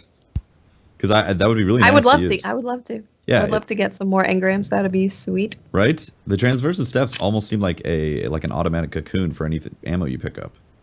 Be really helpful for a nice. Yeah. like a heavy machine Or gun. raid. Yeah, sniper rifle. Yeah. Movement always is taken into account because I play a hunter, and I feel like the only way to properly play a hunter the way it's meant to be played is with Bones of Ao and increased control jump. So that's It's a great setup.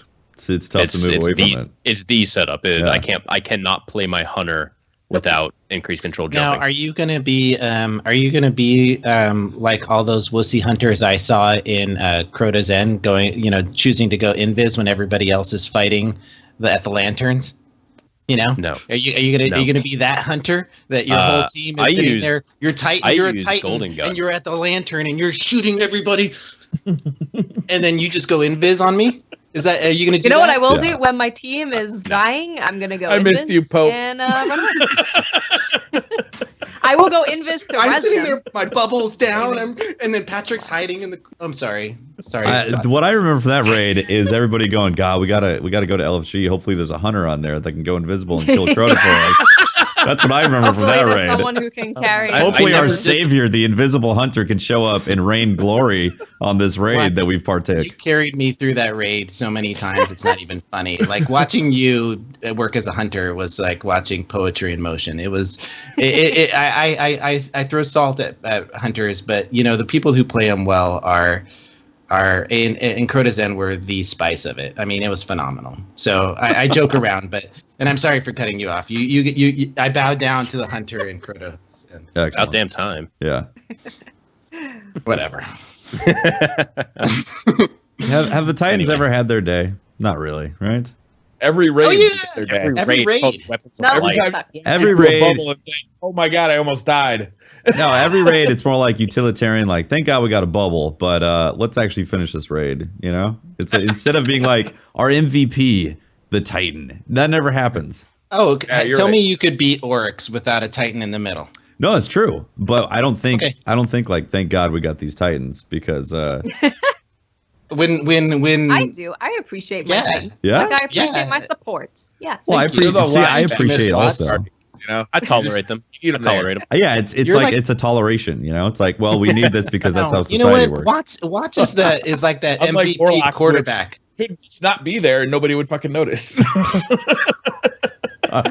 Watts is that MVP quarterback that you know when they're interviewing them at the end of the Super Bowl with the great game, here's your new car, and the quarterback looks to their offensive line and says, without those guys I wouldn't be here. See, that's a true leader right there. Without a Titan you wouldn't be here, Tefty.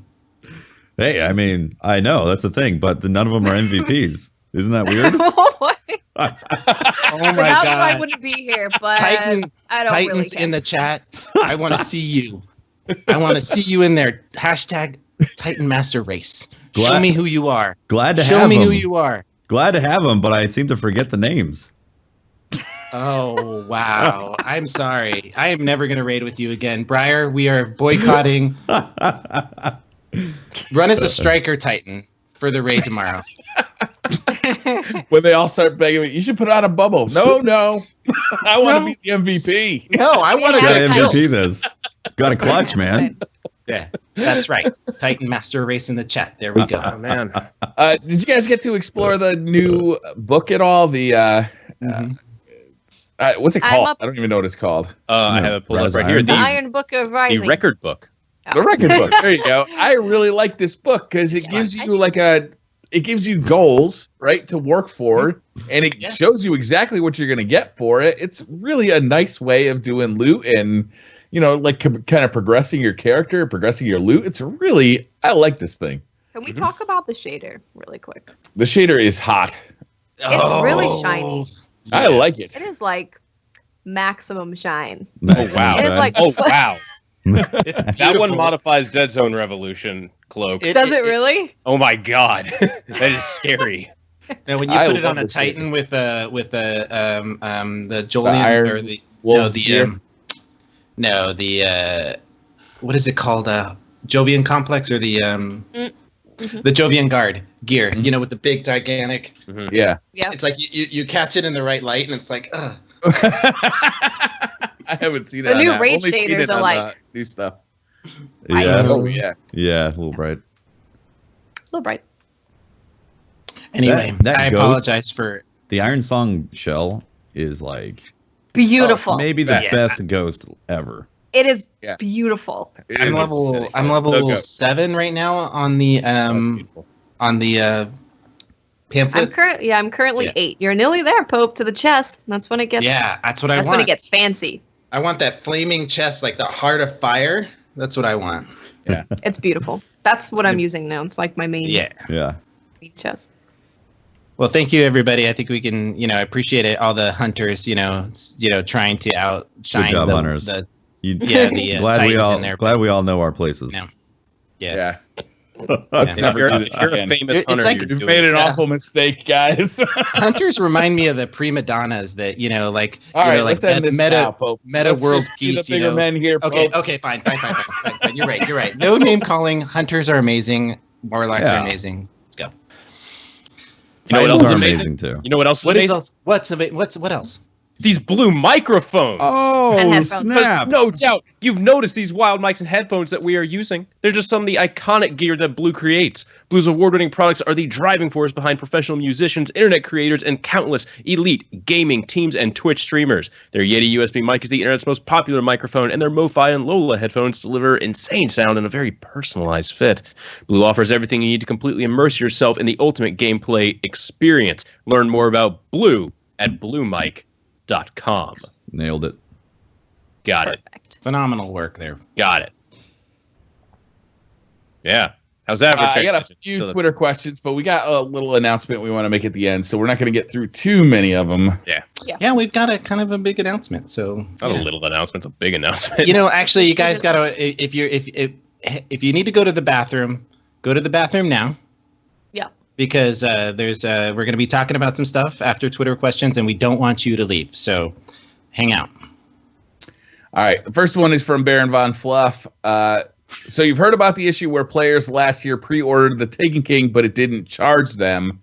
Well, now Destiny says I own it, while the PSN store says I don't.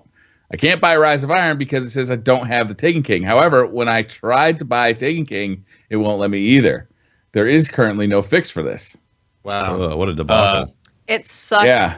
really bad. That's actually a pretty widely known issue. From like I think they've said on the forums that they're aware of the issue and they're working with whoever it is they have to work with to try to fix it. But it's on both systems. It's on both Xbox and PlayStation. People are having a lot of difficulty actually getting it. So I think the best thing we can do right now is just wait and see what happens. It doesn't seem like it's an easy fix. No. Because it doesn't seem like it's an easy fix at all. Yeah. No, that sucks. Yeah. And I've heard of another issue with people that ordered it from Amazon. Is that right? Yeah, not getting pre-order bonus. Mm-hmm. Yeah, and they're working. They're supposedly working through that, and that people have already started, I believe, getting them. Yeah, that's good. So they're working through the problems. If that's your issue, I can't imagine that Bungie's not addressing it. They just need to figure out a fix for it, and you'll probably get something coming from Bungie Help pretty soon. There's a forum post on it, and so I know that they're watching it. Real bummer not being able to join in the festivities, day one, week one, not being able to raid with your raid team. That's rough. Yeah. That's rough. Yeah, big time. True Vanguard. If you had to be tethered to one Destiny community member for the next 3 years, who and why? Damn. I'd pick KJ Hovey because he's just a lovable guy, and plus he's a damn good sniper rifle. So he's got my. He's a damn good sniper. He is a sniper rifle. He is. He's like a transformer. He just transforms into a sniper rifle, and he doesn't even need someone to wield him. He just I would pick Anbu because he's the GOAT. And I've been playing with Anbu for a while now, and he is a consummate professional, and for being as young as he is, that guy, I swear, he's a phenomenal teammate. It's a lot of nonverbal stuff, and I really appreciate that in a game that requires teamwork, is when you've got a teammate that just kind of is in sync and you don't have to say stuff. They just know where to be and how to watch your back, and you can do the same. So Anbu's my guy. Nice. I'm going to pick Real Crafty so he can carry me to the lighthouse and make me laugh at the same time. That's a good pick. Nice.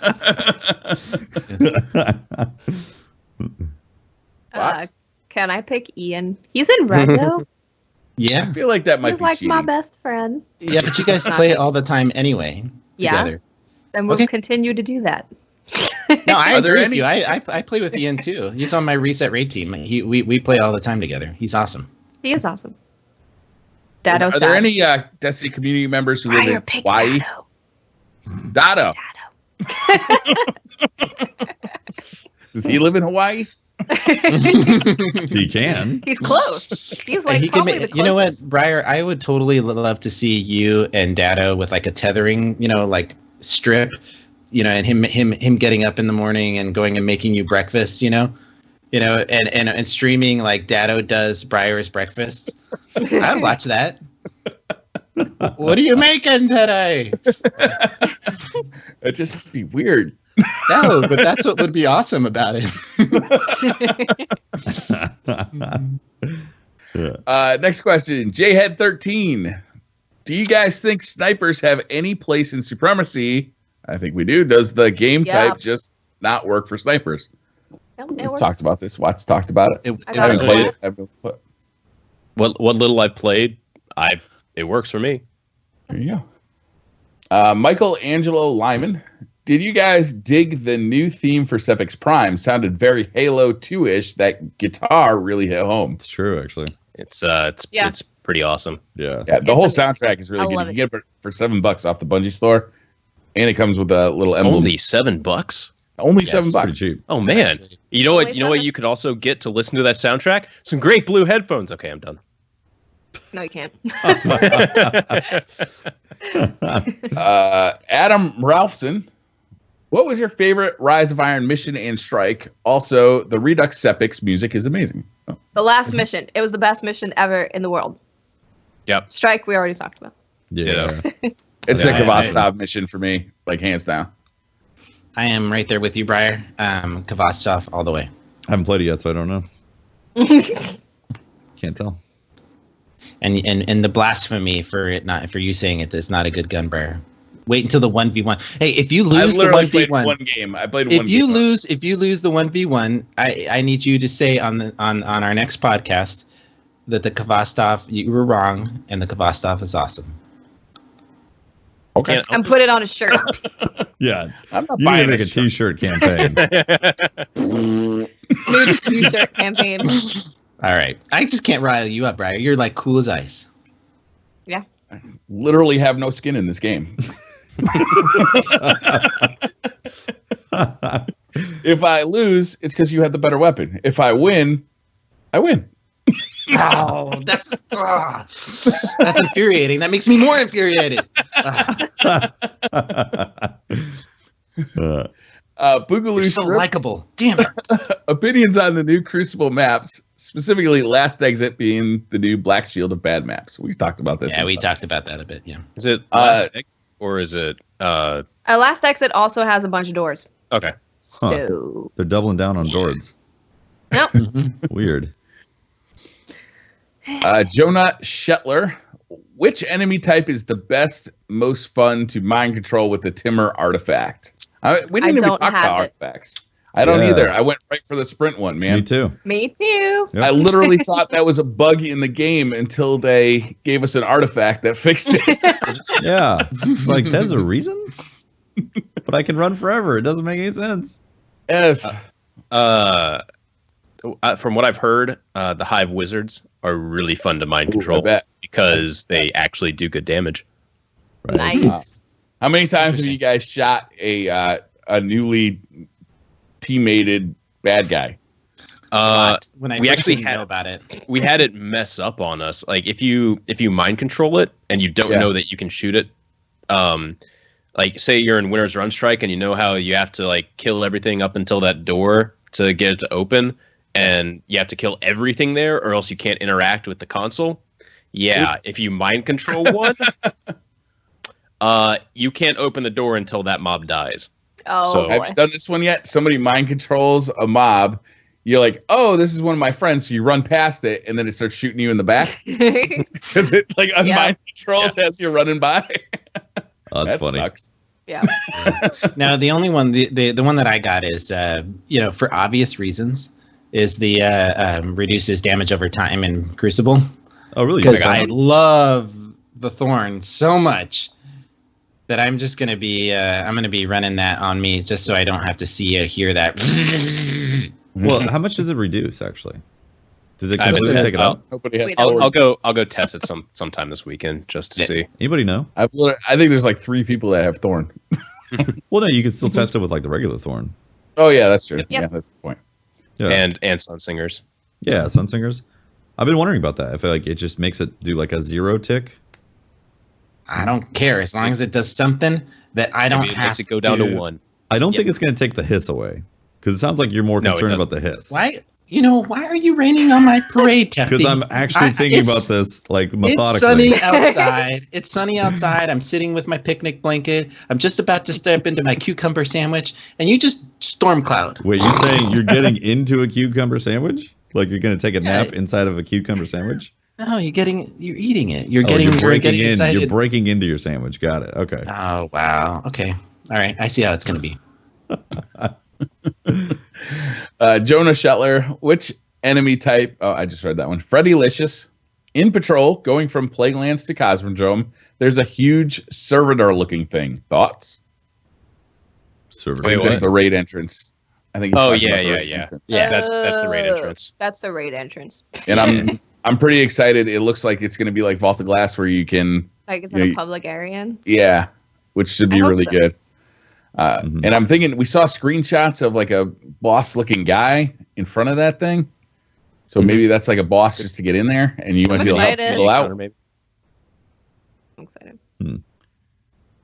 Cryo Freeze, will you be waiting in the Archon's Forge for people to start the event during the podcast?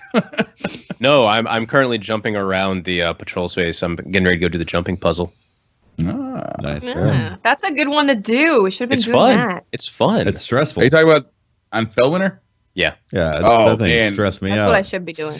You know, It's there fun. are a few things that Bungie put in here that just like say, we've been watching you guys play, We see that you like doing this stuff, so we're gonna build it into the game. You know, we've seen you playing parkour all over the tower, all over the reef. Well, now, if you do it, you get some shit for doing it. That's pretty nice. Real talk. 1 second.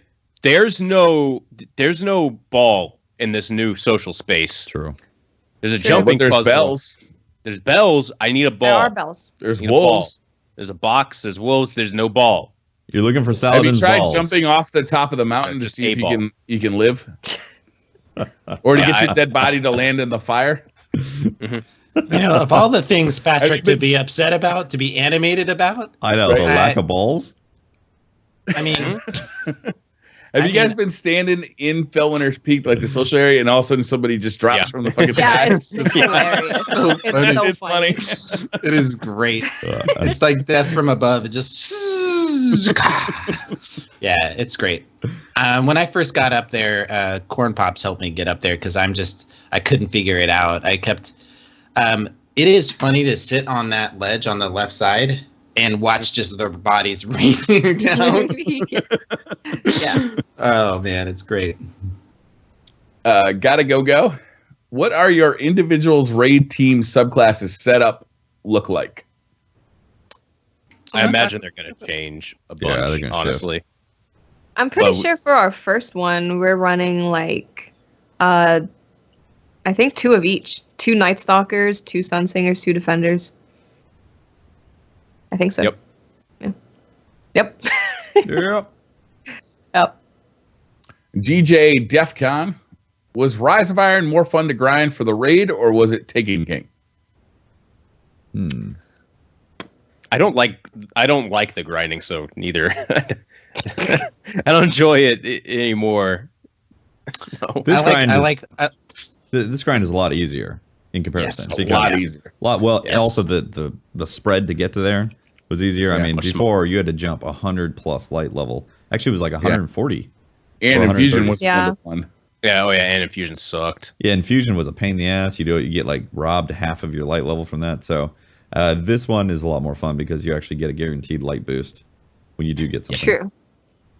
I like the way that it's set up now. It feels like you're not a little less RNG is associated to the light level boost. You can kind of predict, and even though there is some variables within it, it's not these wide variables that you can just be like, oh. Mm-hmm. So yeah, I like it. Yeah.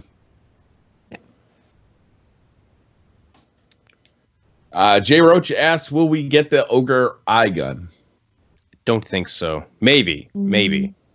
Is there an example of another game where maybe a strike or something that you did and you got the gun of the boss? Yeah. Patrick? Yeah. Plenty. Plenty. Is there an example? I mean, Mega Man, I believe. Is it Mega Man? Or there's got to be like another game similar to Destiny.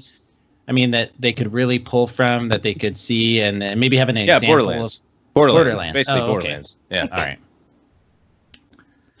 right. Joshua Apt, if you could take one change Bungie has made to subclasses and remove it, which would you pick? Throwing knife nerf. Yeah, that's the one I picked too. Yeah. That's true. Yeah. Yep. Mm-hmm. Yep. I think we all agree. Wow. Okay. We can't decide on how to make a fucking peanut butter jelly sandwich, but we fucking all agree on throwing knife nerf. Throwing knife is bad, man. It's weird. I would go with trip mines are bad too. The nerf on that is horrible. But anyway, I can at least understand that one. That was the thing about the throwing knife nerf, is like, what? Yeah, at least it made sense. Yeah. If you get a headshot with a throwing knife, yeah. I do miss watching that unicorn though. That trip mine hit somebody right in the fucking head. Like, I know. That was great. Get it off! Oh, that was good shit. Yeah. Good times. Jay, staff at DTR. Who or what do you think is the final boss in Wrath of the Machine? I don't friggin' know. A captain, maybe? I don't know. A machine. It better not be a captain? SIVA captain. It better not be a SIVA captain. Machine. I think it's got something to do with the Warmind. I think we gotta fight the Warmind. Listen, I think this could be gonna have something to spoilers. do with the last story. No, Tepti. It's gonna Well, have that's what something to I'm do with the saying. last story mission. Exactly. And we'll just leave it at that. Everyone who's played it will know what we're talking about.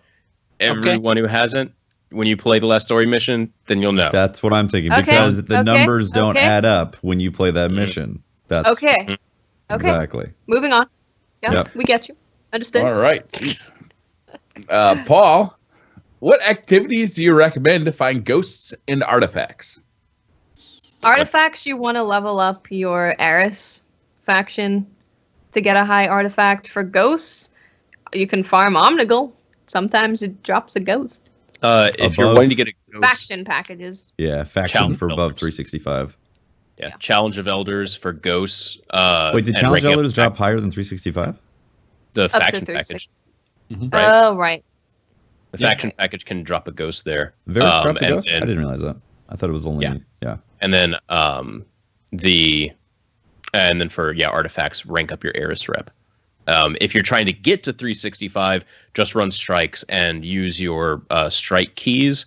Once you have like a big light level difference between your overall light level and your artifact, use a strike key on one of the pieces of loot, and you should get an artifact from there. That's been very consistent for me. Really? Personally, I wouldn't Me too. recommend using Yeah. a skeleton key unless you're 365. Personally speaking, I wouldn't I would waste agree it, with that.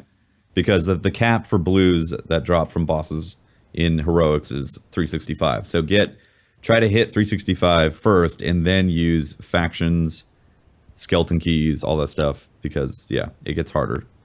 I would Harder to agree get with them. Tefty. If Yep. you really get locked at 365 unless you have those avenues. Yep. Yep.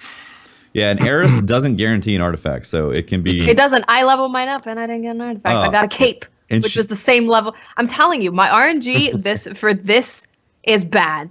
Last time it was good. I got a longbow. I got a Lord High Fixer. Or maybe it's just my RNG for PvP. I don't know. I PvE spent knows somewhere we're not in the friends. range of like 15 to 1800 heavy ammo cents on packages, and literally got like 10 pairs of boots in a row. Damn. I It was spent crazy. I It was spent like close to 0 light 4,000 level gain. close to 4,000 motes of light leveling up packages trying to get a ghost because I couldn't get one that was higher than 350. They weren't dropping for me in heroics, and I was like, okay, I'm just gonna go rank up factions until I get it. About 3,000 motes later, nope, nothing. Wow. And then two strikes later, it finally dropped. So great. That's rough, man. I'm sorry. That's a YouTuber problem. The only reason I want to try to get high light level so quickly is because we're trying to do the world's first thing. If I was just normally playing, I wouldn't care. It's not just YouTubers that are trying to get this done, though. A lot of people are trying to get into the raid on Friday because it's the new fresh content. They don't want to see it spoiled before they get in. They don't want the rest of their raid team to see it spoiled, and have like these kind of hints coming in. It's not just us. It's not just a YouTuber, Twitch streamer problem. A lot of people, would like to see this thing stretched out because, I got a job. I can't sit there for 3 days grinding. But now if I don't get in when it's brand new, then half my raid team is going to know exactly how every puzzle works. Yeah. Yeah, it's kind of an issue. I think we see it as an issue for us, but there's also the issue for the casual players that there's no way they can get raid ready on Friday, and then that really significantly impacts their experience when they go in because it's very hard to get a blind raid after Friday. Yeah. That's true. Yeah. Armando Marquez, with 1-to-1 infusion being a thing right now, are you guys stressing as much as you did for the Taken King raid? No. No, not nearly. I'm not nearly as stressed. Yeah. Nope. Not nearly as bad. I would say I am. What level are you? Pretty hard. I'm only 369. You're not too far off. What? That's fine. I'm 367. It's totally fine. Yeah. The recommended light is 360, guys. It's gonna be It's okay. fine. I know, but Everyone we got stuck. Riot's on gonna be Oryx. I mean, it's good to be prepared, but as long as Yeah. you're over 365, I think it's going to be good. Like I'm hoping to hit 375 tonight. I don't know if I'm going. I was to. feeling pretty good, and then Destin tweeted us that he was 371. I'm like, oh my god, I'm underleveled. I'm 371. I'm probably gonna be just like straight up 365. I mean, when Xur comes, I'm gonna buy more heavy ammo. I'm gonna Exactly. dump some more heavy ammo, and we'll see where we end up. But there's not going to be a strange coin left on my character. Blow through everything. It's all going to be gone. Yeah. Do you guys want to keep going to our questions? Or you want to make an announcement? it's already been 2 hours. Yeah, we should probably make it. Yep. Okay, so this has been kind of the big thing that we were wanting to talk about. This episode is a little bit bittersweet for us. Normally, right now, since we've been going through the whole podcast, we go, hey, let's end it. Let's sign off. Where you can go find our individual channels, but we won't be doing that this time. This is the last episode of the Planet Destiny podcast with us, at least. I know that's not what you're expecting from a big announcement. We've had basically 2 years of this, and it seems unbelievably sudden for this announcement. But we figured now's the time that we kind of want to do this. We're going to be doing a lot of stuff on our own personal channels. We'll probably be getting together and doing another podcast in another form. We'll probably announce more later. But that's the big announcement right now, guys. We've it's very clear that we need to point out that there is no there is absolutely no animosity between Planet Destiny and any of us. I have loved being a part of Planet Destiny and everything that they've been doing, and it's gotten us in contact with all of you guys. But as a group, as a podcast group, we are going to be leaving, and we're excited to announce a new project in the future. But right now, this will be the last time that we as a collective group are on the podcast. The Planet Destiny podcast. The Planet Destiny podcast. Yes. Yep. So, it's super exciting because creatively, when you're on, being part of Planet Destiny is a big organization. Creatively, when we get to do our own thing, and this is something that every, parents know about this too. You've started off like, you got a kid and you see them grow up, and eventually you want them to go off on their own. And Planet Destiny is a lot like that. It's a big organization that does a really good job of getting you exposure to a lot of different people. And we're just at that point where we want a little bit more creative freedom, and just doing our own podcast and doing our own thing is going to give us that opportunity to try different things and be able to serve the community in a way that we want to. And it's not something that is, it's something that is a very celebrated thing for us that, we're excited. There's a lot of work going into this, and we're ready to announce next week something different. And we want you guys to hold tight and listen up, and we're not going away. We're just gonna come back in a different form. I'm seeing in the chat a bunch. Is Planet Destiny done? No, they're still going to be your source for all the news and info for Destiny. It's just us as a group are not going to be with Planet Destiny anymore. Right. And it's a positive thing. It's a good thing, guys. Yeah. It's we're all really excited about it. We're excited. We really are. Yeah. It's bittersweet, like Patrick said. Of course. Right. Being part of Planet Destiny was a big thing. It was part of my identity. I assume your identities as well. Absolutely. I can't speak for you guys, but it's a big part of being part of this community. And it's a little scary leaving Planet Destiny, but it's I think as a consensus, we all kind of felt it was time. It was a good time to move forward. And we wanted to kind of take that step. Yeah, exactly. There's some really great content creators that are staying on Planet Destiny, and they're going to do another, we weren't household names until, for a lot of ways. I mean, Miss Watts has always been a superstar. So let's just throw that out there. But, and then there's going to be another crop of people that work through Planet Destiny and do great stuff. And I'm excited to watch their videos and see what's up. Yeah, but absolutely. I know that I'm super excited to be working with these guys right here. These are my fam right here. And it's going to be really exciting. So hold tight. You're going to hear from us more. Follow us on Twitter if you don't. We've got some really exciting announcements to give you guys. And Planet Destiny's still going to be there doing great stuff. We're just going to be doing something different. Yeah. Essentially, if you enjoy the people that are on the podcast, you're probably going to be getting more of them. Yeah, exactly. Yep. It is. It's definitely a bittersweet thing, but it's a good thing. It's a good growth thing for us as content creators. It's kind of like we've realized we need to be able to have certain creative freedom, and this is the first step of it. So.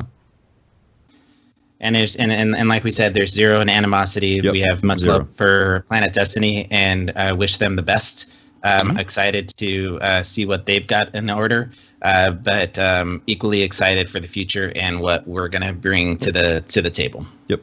Right, both individually and together as a group. Yeah. Yes, absolutely. We're sticking together. Yeah. I wish we could do like a group hug right now, because that's what I feel like right now. The pains of the internet friends. Yes, where are you, Brian? A group hug. Come here, Brian. Just everyone hug your blue mic, right? Going home. All right. Oh my goodness, it's going to be great. So, you want to sign off, or how do you want to do this? I mean, I'd like to sign off one last time. Yeah. Hold on. We're still doing the raid tomorrow. That's still happening. Yes. Kind of our last act. The last ride, the first act. I don't know. Either way. Yeah. It's going to be a blast. So I am so looking forward to this raid. It's the last time we did this raid. It was my highlight from last year, and I fully expect this one to be the highlight of this year. Absolutely. Yep. Sorry, Patrick. Go ahead. Everyone, thank you all for 2 very great years on the podcast. If you want to find more of me in the future, you can always find me on Twitter at Holtzman_YT now, since Planet Destiny not going to be there anymore. You can find me there, or just on my YouTube channel or Twitch, twitch.tv/Holtzman, and you'll find YouTube later, I'm sure. I'm Briar Rabbit. You can find me at the Briar Rabbit on Twitter. You can find me on YouTube. Just look for the Briar Rabbit channel, or on Twitch, streaming under Briar Rabbit, and soon in more places, I think. This has been Tefty Teft with Planet Destiny. Thank you guys for everything. Seriously, it's been amazing. You can find me at Teft on Twitter.com, and also twitch.tv/Tefty Teft, and my YouTube channel as well, Tefty Teft. Oh, it's me, my bad. And I'm Miss 5000 Watts. You can find me on Twitter, YouTube, and Twitch at Miss 5000 Watts. And this has been Pope Bear. You can always find me on Twitter at Pope Bear. And make sure, please, if you guys are watching in the chat, I want you to understand this. Follow us on Twitter. We've got exciting announcements coming. We just want to make sure that we respect that this is the Planet Destiny podcast, and we love and respect them. And we're just going to be moving on to our own project that we want to announce next week on another forum. So great being here, and make sure you tap into us and for more announcements. Yep. To everyone, thank you all so much. We'll be seeing you in other places. Right. We'll see you tomorrow night. Raid tomorrow night. Raid tomorrow. Wait, one last time, Tefty. We should probably thank everyone that subbed during the podcast as well. Oh yeah. Yes. You got it. All right. Oh wait. Oh, by the way, stop recording. Yeah, I already stopped. Well, let me pull it up. All right, Bear with Sword, 9 months to Planet Destiny. A bear with a sword? Yeah, is that what I just heard? Yeah, big meaty claws. Bear with Sword, that's what he said. Mighty Snipes, 84, 17 months. 17 months. Yeah, 17 months. Mighty Snipes. Thank you, Mighty. Maven Oathkeeper with 9 months. Also a baby sub right there. Auternal, 7 months, says good luck tomorrow, guys. Thank you, Auternal. Appreciate that. Thank you. Peeps, 6 months to Planet Destiny. The infamous Peeps himself. I demand someone explain Rise of Iron to me immediately. That's what he said.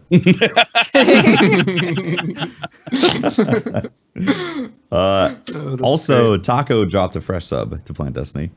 Thank you, Taco. Taco, thank you. Thanks, Taco. My Fat Dog Ate You also dropped a fresh sub. Great username.